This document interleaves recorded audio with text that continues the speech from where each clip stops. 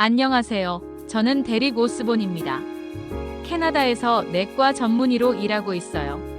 하지만 오늘 제가 들려드릴 이야기는 제 모든 의학 상식이 완전히 무너져 내린 충격적인 경험에 관한 것입니다. 말도 안 된다고 생각했습니다.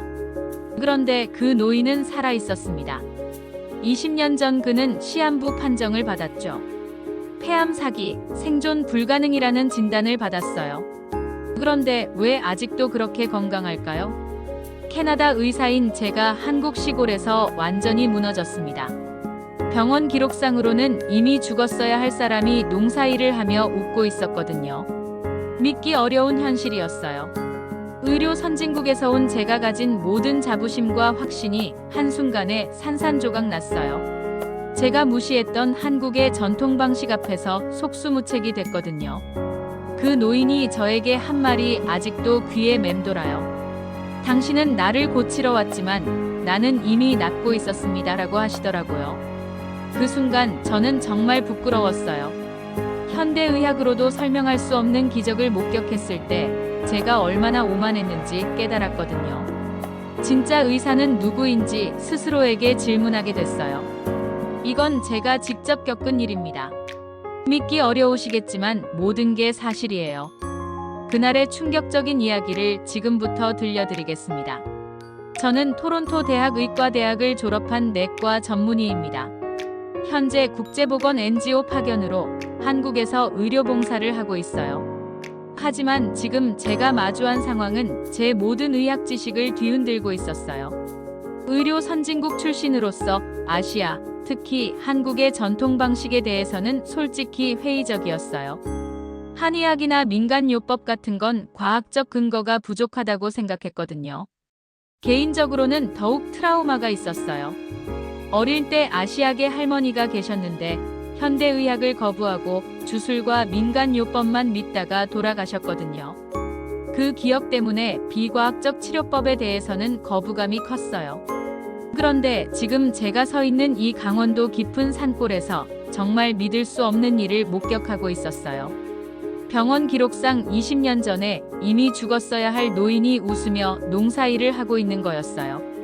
첫날 진료소에 도착했을 때부터 뭔가 이상했어요. 마을 사람들이 저를 반갑게 맞아주기는 했지만 대부분 건강해 보였거든요. 시골 마을치고는 환자가 별로 없는 것 같았어요. 그런데 오후 2시쯤 한 노인이 진료소에 들어오셨어요.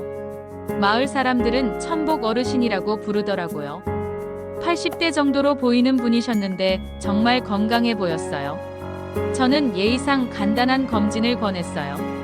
그런데 태블릿에 연결된 건강보험 기록을 확인하는 순간 정말 깜짝 놀랐어요. 이분의 기록이 나온 거였거든요. 기록을 보니 20년 전 폐암 사기 진단을 받으셨더라고요. 생존 불가능 판정이었어요. 그런데 지금 제 앞에 앉아 계신 분이 바로 그분이라는 게 믿어지지 않았어요. 천복 어르신은 제가 뭔가 이상한 표정을 짓자 웃으시면서 말씀하셨어요. 병원은 그때 마지막으로 갔다고 하시더라고요. 약도 수술도 없이 지금까지 살아오셨다는 거였어요. 저는 정말 당황스러웠어요. 폐암 사기가 자연 치유된다는 건 의학적으로 거의 불가능한 일이거든요. 혹시 오진이었나 싶어 다른 검사 기록도 확인해 봤어요. 하지만 20년 전 CT 촬영 결과까지 다 있었어요. 명백한 폐암 사기였어요. 전이까지 진행된 상태였거든요.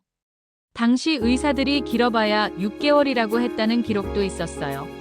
그런데 지금 제 앞에 계신 분은 어떤 환자보다도 건강해 보였어요. 안색도 좋고 목소리도 힘이 있었거든요. 호흡도 전혀 문제 없어 보였고요. 저는 믿을 수 없어서 직접 간단한 검사를 해봤어요. 혈압, 맥박, 체온 모두 정상 범위였어요. 청진기로 들어본 심장 소리도 규칙적이고 건강했어요. 폐 소리를 들어봤을 때는 더욱 놀랐어요. 전혀 문제 없는 깨끗한 소리였거든요. 폐암을 앓았던 흔적이라고는 찾을 수 없었어요. 마을 사람들에게 물어봤더니 천복 어르신은 이 마을에서 건강의 상징 같은 분이라고 하더라고요. 매일 새벽에 일어나 산에 오르고 농사일도 젊은 사람보다 더 잘하신다는 거였어요. 저는 정말 혼란스러웠어요. 의학적으로 설명이 안 되는 상황이었거든요. 혹시 다른 사람과 착각한 건 아닌가 싶어서 신분증도 확인해봤지만 틀림없이 본인이었어요. 그날 밤 숙소에서 저는 계속 생각했어요. 도대체 어떻게 이런 일이 가능할까요? 현대의학으로는 절대 설명할 수 없는 현상이었어요. 다음 날 아침 일찍 천복 어르신을 다시 찾아뵀어요. 더 자세한 이야기를 들어보고 싶었거든요.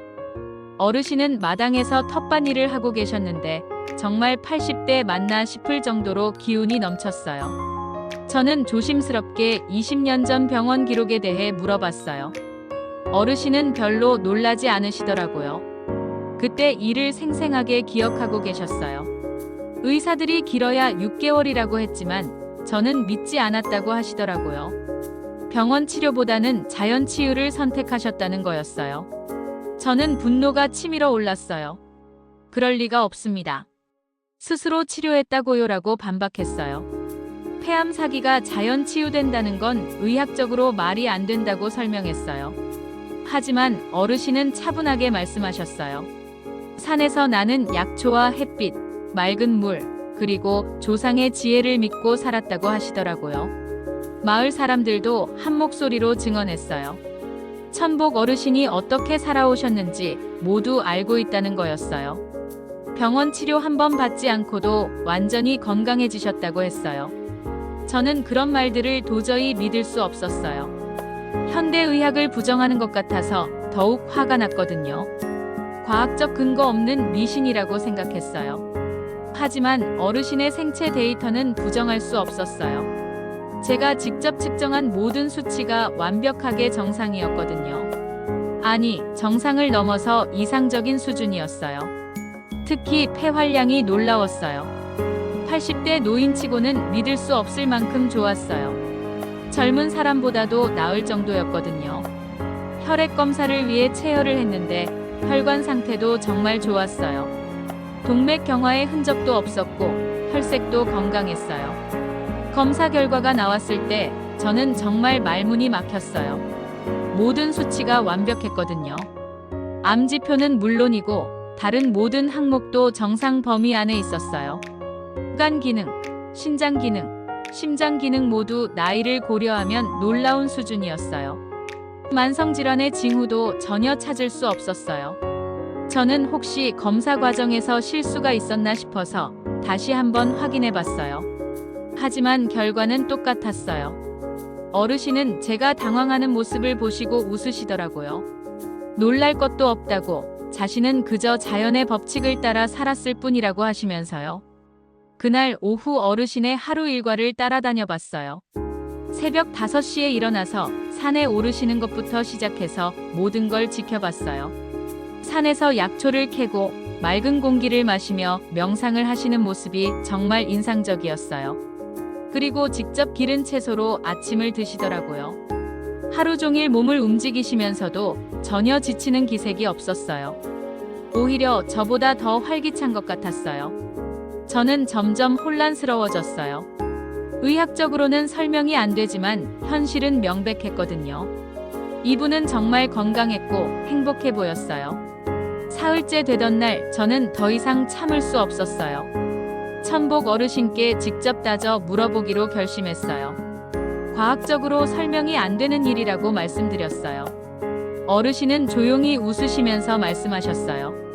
젊은 의사 양반, 세상에는 과학으로 설명할 수 없는 일들이 많다고 하시더라고요. 저는 그런 말씀을 들으니 더욱 화가 났어요. 의학을 부정하는 것 같았거든요. 현대의학이 얼마나 많은 생명을 구했는지 아시냐고 반박했어요. 하지만 어르신의 대답이 정말 충격적이었어요. 난 내 몸을 믿었고 조상들의 지혜를 따라 살아왔을 뿐이라고 하시더라고요. 그리고 이어서 하신 말씀이 더욱 놀라웠어요. 증명되지 않은 방식이라고 해서 모두 미신은 아니라고, 수천 년간 검증되어 온 지혜도 있다고 하시면서요. 저는 여전히 납득할 수 없었어요. 그럼 병원 치료는 왜 거부하셨냐고 물어봤어요. 의사들이 최선을 다해서 치료하려고 했는데 말이에요. 어르신의 대답이 정말 인상적이었어요. 병원에서는 병만 보지 사람은 안 본다고 하시더라고요. 자신은 온전한 사람으로 살고 싶었다는 거였어요. 그리고 마지막에 하신 말씀에 저는 정말 큰 충격을 받았어요. 그럼 왜 지금 나는 이렇게 살아있고 자네가 더 지쳐 보이느냐고 물어보시더라고요. 정말 뜨끔했어요. 어르신 말씀이 맞았거든요. 제가 더 피곤하고 스트레스 받아 보였어요. 건강한 사람이 누구인지 명확했죠. 그날 밤 저는 거울을 보며 자신을 돌아봤어요. 언제부터인가 만성 피로에 시달리고 있었고 스트레스로 인한 두통도 자주 겪고 있었어요. 반면 천복 어르신은 80대 나이에도 불구하고 정말 생기 넘치셨어요. 웃음도 많으시고 매일을 즐겁게 사시는 것 같았어요. 다음 날 어르신이 저를 산으로 데려가셨어요. 직접 약초가 자라는 모습을 보여주시겠다는 거였어요. 산에서 본 풍경이 정말 아름다웠어요. 맑은 공기와 새소리, 그리고 자연 그대로의 모습이 마음을 평안하게 해줬어요. 어르신은 여러 가지 약초를 보여주시면서 각각의 효능에 대해 설명해 주셨어요. 수십 년간 직접 경험하면서 터득한 지식이었어요. 특히 인상적이었던 건 어르신이 자연을 대하는 태도였어요. 함부로 채취하지 않으시고 항상 자연에 감사하는 마음을 갖고 계셨어요. 저는 점점 어르신의 삶의 방식에 관심을 갖게 됐어요. 비록 과학적으로는 설명하기 어렵지만 결과적으로는 성공적인 치유였거든요. 어르신이 매일 드시는 음식도 특별했어요. 모두 직접 기르신 채소와 곡물이었고 화학 조미료나 가공식품은 전혀 사용하지 않으셨어요. 특히 된장과 청국장을 직접 담그셔서 드시는데 그 맛이 정말 깊고 진했어요. 몸에 좋다는 느낌이 바로 들었거든요. 일주일째가 되자 저는 천복 어르신의 생활 방식을 더 자세히 관찰하기 시작했어요. 단순히 의학적 호기심을 넘어서 정말 배우고 싶다는 마음이 들었거든요. 어르신은 매일 새벽 5시에 일어나셨어요. 그리고 가장 먼저 하시는 일이 감사 인사였어요. 하루를 시작할 수 있게 해준 것에 대한 감사의 마음을 표현하시는 거였어요. 그 다음에는 산에 올라가서 맨발로 흙을 밟으며 걸으셨어요. 자연과 하나 되는 시간이라고 하시더라고요. 그 모습이 정말 평화로워 보였어요. 아침 식사는 항상 간단했지만 영양가가 높았어요. 현미밥에 된장국, 그리고 직접 기른 나물들이었어요. 모든 재료가 자연 그대로였어요. 식사 후에는 텃밭에서 농사일을 하셨어요. 나이가 많으셔도 전혀 힘들어하지 않으셨어요. 오히려 즐기시는 것 같았어요. 점심때가 되면 나무 그늘에서 휴식을 취하시면서 명상을 하셨어요. 깊은 호흡과 함께 마음을 비우는 시간이라고 설명해 주셨어요. 오후에는 마을 사람들과 이야기를 나누거나 아이들과 놀아주시곤 했어요. 항상 웃음이 끊이지 않으셨어요. 저녁 식사 후에는 책을 읽거나 일기를 쓰는 시간을 가지셨어요. 평생 학습하는 자세를 잃지 않으신다고 하시더라고요. 밤에는 일찍 주무셨어요. 보통 9시면 잠자리에 드셨는데 깊고 편안한 잠을 주무시는 것 같았어요. 이런 규칙적인 생활을 지켜보면서 저는 점점 감탄하게 됐어요. 정말 건강한 삶의 모습이었거든요. 특히 어르신이 스트레스를 다루는 방식이 인상적이었어요. 화가 나거나 걱정이 생기면 산에 가서 나무에게 이야기를 한다고 하시더라고요. 처음에는 이상하다고 생각했지만 실제로는 정말 효과적인 스트레스 해소법인 것 같았어요. 자연 속에서 마음을 정리하시는 거였어요. 어르신의 인간관계도 특별했어요. 마을 사람들 모두가 어르신을 존경하고 사랑했어요. 항상 다른 사람을 먼저 생각하시는 분이셨거든요. 갈등이 생기면 중재 역할을 하시고 어려운 일이 있으면 먼저 도움의 손길을 내미셨어요. 그런 모습에서 진정한 어른의 모습을 봤어요. 건강에 대한 어르신의 철학도 독특했어요. 건강은 몸과 마음, 그리고 영혼이 모두 조화로울 때 가능하다고 하시더라고요. 병을 적으로 보지 않고 몸이 보내는 신호로 받아들이신다고 했어요. 그래서 무조건 제거하려 하지 않고 왜 그런 신호가 왔는지 살펴보신다는 거였어요. 음식에 대한 관점도 특별했어요. 단순히 영양소 공급이 아니라 자연의 에너지를 받아들이는 과정이라고 보시더라고요. 그래서 음식을 만들 때도 정성을 다하시고 먹을 때도 감사한 마음으로 드셨어요. 그런 마음가짐이 건강에도 영향을 미친다고 믿으셨어요. 2주째가 되자 저는 천복 어르신과 더 깊은 대화를 나누게 됐어요. 그분의 인생 이야기를 들으면서 정말 많은 깨달음을 얻었거든요. 어르신은 20년 전 암 선고를 받았을 때의 심정을 들려주셨어요. 처음에는 정말 절망적이었다고 하시더라고요. 죽음이 코앞까지 다가온 것 같았다는 거였어요. 하지만 곧 마음을 다잡으셨다고 했어요. 남은 시간을 의미 있게 보내고 싶었다는 거였어요. 그래서 자연으로 돌아가기로 결심하셨다고 하시더라고요. 의사들은 반대했지만 어르신은 확신이 있으셨어요. 자신의 몸을 가장 잘 아는 건 자신이라고 생각하셨거든요. 처음 몇 개월은 정말 힘들었다고 하셨어요. 통증도 심했고 기력도 없었다고 해요. 하지만 포기하지 않고 계속 자연 치유를 시도하셨어요. 산에서 약초를 캐고 좋은 물을 마시고 맑은 공기를 마시면서 점차 몸이 회복되기 시작했다고 하시더라고요. 가장 중요한 건 마음가짐의 변화였다고 하셨어요. 병에 대한 두려움을 버리고 치유에 대한 믿음을 갖게 되신 거였어요. 저는 그 이야기를 들으면서 정말 감동받았어요. 절망적인 상황에서도 희망을 잃지 않으신 의지력이 놀라웠거든요. 하지만 여전히 의학적으로는 납득하기 어려웠어요. 과연 정신력만으로 말기 암을 이겨낼 수 있을까 하는 의문이 들었어요. 어르신은 제 마음을 읽으시는 듯 말씀하셨어요. 당신은 나를 고치러 왔지만 나는 이미 낫고 있었습니다. 라고 하시더라고요.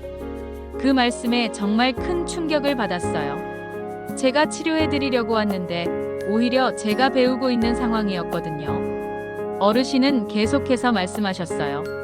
진정한 치유는 의사가 하는 게 아니라 자신의 몸이 하는 거라고 하시면서요. 의사는 도움을 줄 뿐이고 최종적으로는 자신의 면역력과 자연 치유력이 병을 고치는 거라고 설명해 주셨어요. 그런 관점에서 보면 어르신이 하신 일들이 모두 이해가 됐어요.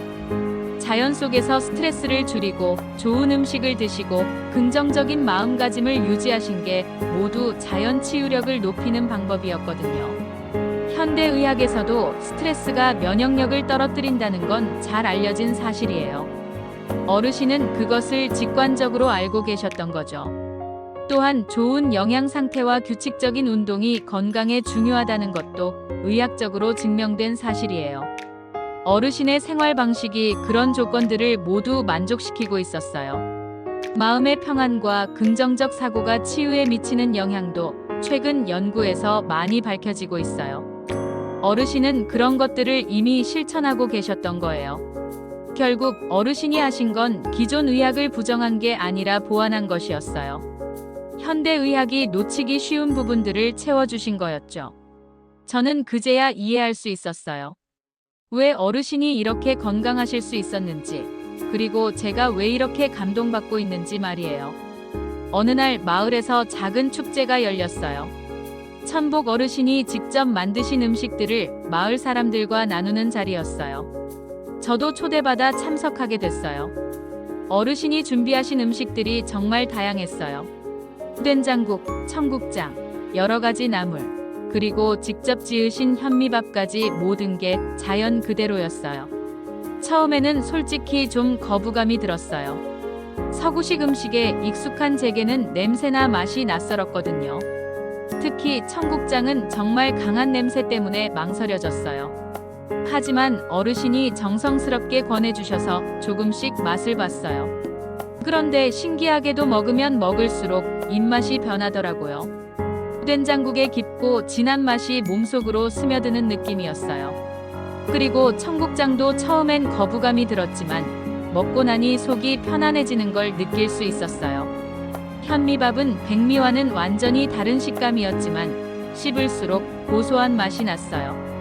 각종 나물들도 단순해 보이지만 정말 다양한 맛과 영양이 들어있다는 걸 알 수 있었어요. 가장 놀라운 건 식사 후의 몸 상태였어요. 평소에 서구식 음식을 먹고 나면 배가 더부룩하고 졸음이 왔는데 이날은 오히려 몸이 가벼워지는 느낌이었어요. 소화도 정말 잘 됐고 에너지가 충전되는 것 같았어요. 이런 경험은 처음이었거든요. 음식이 단순히 배를 채우는 게 아니라 몸을 치유하는 역할을 한다는 걸 깨달았어요. 축제 후에 어르신과 함께 마을을 산책했어요. 어르신은 마을의 구석구석을 소개해 주시면서 각 장소에 담긴 이야기들을 들려주셨어요. 특히 인상적이었던 곳은 마을 뒤편에 있는 작은 계곡이었어요. 정말 맑은 물이 흐르고 있었는데 어르신은 이 물을 매일 드신다고 하셨어요. 물맛을 봐보라고 하셔서 한 모금 마셔봤는데 정말 달고 시원했어요. 도시에서 마시던 정수된 물과는 완전히 다른 느낌이었거든요. 어르신은 이 계곡에서 매일 아침 세수도 하시고 여름에는 목욕도 하신다고 하셨어요. 자연과 직접 만나는 시간이 건강에 정말 중요하다고 강조하셨어요. 그날 저녁에는 어르신과 함께 산에 올라가서 일몰을 봤어요. 산 정상에서 보는 노을이 정말 장관이었어요. 도시에서는 절대 볼 수 없는 아름다운 광경이었어요. 어르신은 매일 이런 자연의 아름다움을 보면서 살고 계신다고 하셨어요. 마음의 평안과 감사함을 느끼는 시간이라고 설명해 주셨어요. 그 순간 저는 정말 큰 깨달음을 얻었어요. 현대인들이 얼마나 자연에서 멀어져 살고 있는지, 그리고 그것이 우리 건강에 어떤 영향을 미치는지 말이에요. 스트레스, 대기오염, 가공식품, 불규칙한 생활 패턴 등 현대 생활의 모든 것들이 사실은 우리 몸의 자연 치유력을 약화시키고 있었던 거예요. 반면 어르신은 자연 속에서 자연의 리듬에 맞춰 살아가시면서 몸본래의 치유 능력을 최대한 발휘하고 계셨던 거죠. 며칠 더 어르신과 함께 지내면서 저 자신도 변화를 느끼기 시작했어요. 평소에 시달리던 만성 피로가 줄어들었고 잠도 더 깊게 자게 됐어요. 무엇보다 마음이 평안해졌어요. 항상 조급하고 스트레스 받던 제가 차분해지고 여유로워지는 걸 느낄 수 있었어요. 어르신의 생활 방식을 따라 해보면서 현대의학으로도 고치지 못하던 제 자신의 문제들이 자연스럽게 개선되는 걸 경험했어요. 그때 저는 깨달았어요. 현대의학이 질병을 치료하는 데는 탁월하지만 건강을 유지하고 증진시키는 면에서는 한계가 있다는 걸 말이에요. 어르신이 보여주신 건 바로 그 한계를 넘어서는 진정한 건강의 모습이었어요. 단순히 병이 없는 상태가 아니라 몸과 마음이 조화롭게 기능하는 상태 말이에요. 한국에서의 의료봉사가 끝나갈 즈음 저는 천복 어르신께 작별 인사를 드리러 갔어요. 정말 많은 것을 배웠다는 감사의 마음을 전하고 싶었거든요. 어르신은 평소와 다름없이 텃밭에서 일하고 계셨어요. 제가 내일 캐나다로 돌아간다고 말씀드렸더니 아쉬워하시면서 마지막 당부 말씀을 해주셨어요. 자네는 좋은 의사야. 다만 남의 이야기를 들을 줄 아는 날이 오면 더 좋은 의사가 되겠지라고 하시더라고요.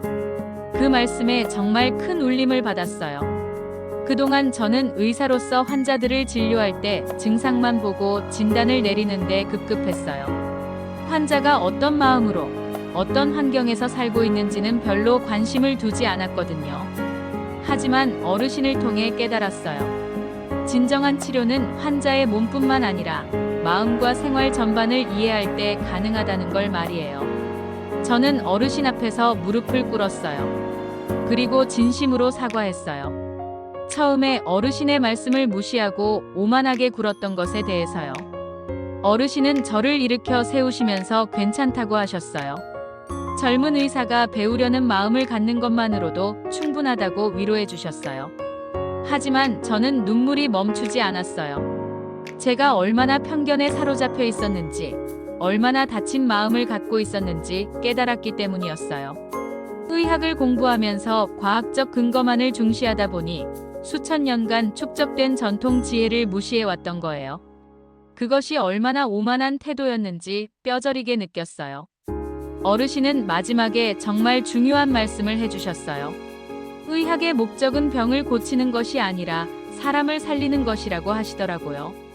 그리고 사람을 살린다는 것은 단순히 생명을 연장하는 게 아니라 그 사람이 진정으로 행복하고 건강하게 살 수 있도록 돕는 것이라고 설명해 주셨어요.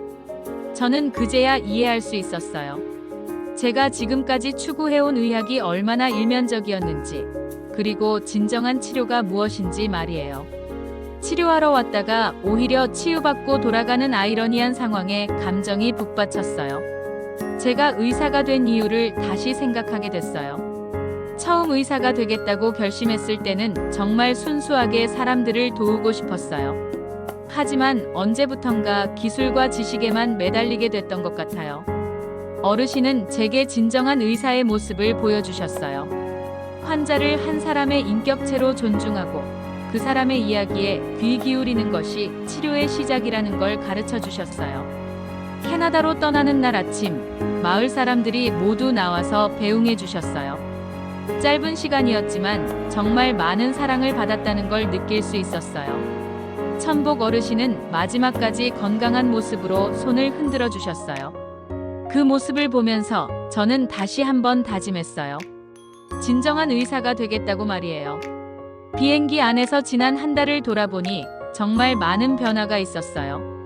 단순히 지식을 배운 게 아니라 인생의 철학이 바뀐 것 같았어요. 캐나다로 돌아온 후 저는 완전히 달라진 사람이 됐어요. 한국에서의 경험이 제 삶의 모든 영역에 영향을 미치기 시작했거든요. 먼저 제 생활 습관부터 바꾸기 시작했어요. 천복 어르신처럼 새벽 일찍 일어나서 산책을 하고 자연식품 위주로 식사를 하려고 노력했어요. 된장과 청국장도 한국마트에서 사다가 먹기 시작했어요. 처음에는 가족들이 이상하게 생각했지만 점차 제 몸 상태가 좋아지는 걸 보고 이해하게 됐어요. 무엇보다 환자들을 대하는 태도가 완전히 바뀌었어요. 이전에는 증상과 검사 결과에만 집중했다면 이제는 환자의 이야기를 충분히 들으려고 노력했어요. 환자들의 생활 환경, 스트레스 요인, 식습관 등을 자세히 물어보고 약물 치료와 함께 생활 개선 방안도 제시하기 시작했어요. 놀랍게도 치료 효과가 눈에 띄게 좋아졌어요. 환자들도 자신의 이야기를 들어주는 의사에게 더 신뢰를 보이고 적극적으로 치료에 참여하게 됐어요. 특히 만성질환 환자들에게서 큰 변화를 볼 수 있었어요. 약물 치료만으로는 한계가 있었던 분들이 생활 습관 개선을 통해 상태가 호전되는 경우가 많았어요. 동료 의사들은 처음에 제 변화를 의아해했어요. 갑자기 대체 의학에 관심을 갖게 된 이유를 궁금해하더라고요. 저는 한국에서의 경험을 동료들과 나누기 시작했어요. 천복 어르신의 이야기와 제가 깨달은 것들을 솔직하게 들려줬어요. 처음에는 회의적인 반응이 많았어요. 과학적 근거가 부족하다거나 개인적인 감정에 치우친 것 아니냐는 의견들이 있었어요. 하지만 제 환자들의 치료 결과가 개선되는 걸 보면서 점차 관심을 보이기 시작했어요. 몇몇 동료들은 저에게 구체적인 방법을 물어보기도 했어요. 저는 논문 대신 에세이를 쓰기로 결심했어요. 제목은 한국의 시골에서 내가 배운 것들로 정했어요. 학술적인 글보다는 제 솔직한 경험을 담고 싶었거든요. 에세이에는 천복 어르신과의 만남, 제가 느꼈던 충격과 깨달음, 그리고 그 후의 변화에 대해 상세히 기록했어요. 특히 한국의 전통의학과 생활방식이 현대의학이 놓치고 있는 중요한 요소들을 제공한다는 점을 강조했어요. 에세이가 출간되자 예상보다 큰 반향을 일으켰어요. 많은 의료진들이 공감을 표했고 환자들도 큰 관심을 보였어요. 테드 강연 요청도 들어왔어요. 저는 그 자리에서 천복 어르신의 이야기를 전 세계에 알리고 싶었어요. 강연 당일, 저는 정말 떨렸지만 진심을 다해 이야기했어요. 그 노인의 몸보다 놀라웠던 건 그 삶이었습니다. 그리고 그건 한국이 가진 놀라운 유산이었습니다. 라고 말할 때는 눈시울이 붉어졌어요. 청중들의 반응이 정말 뜨거웠어요. 많은 분들이 감동했다고 말해주셨고 한국의 전통의학에 대해 더 알고 싶다는 분들도 많았어요. 강연 후 저에게는 새로운 사명이 생겼어요. 동서양 의학의 장점을 결합한 통합적 치료법을 연구하고 전파하는 것이었어요. 지금도 저는 매년 한국을 방문해서 천복 어르신을 뵙고 있어요. 그분은 여전히 건강하시고 저에게 새로운 지혜를 가르쳐 주세요. 진짜 의학은 사람을 보는 것이었습니다. 병이 아니라 사람을, 증상이 아니라 삶을 보는 것이 진정한 치료의 시작이라는 걸 한국에서 배웠어요.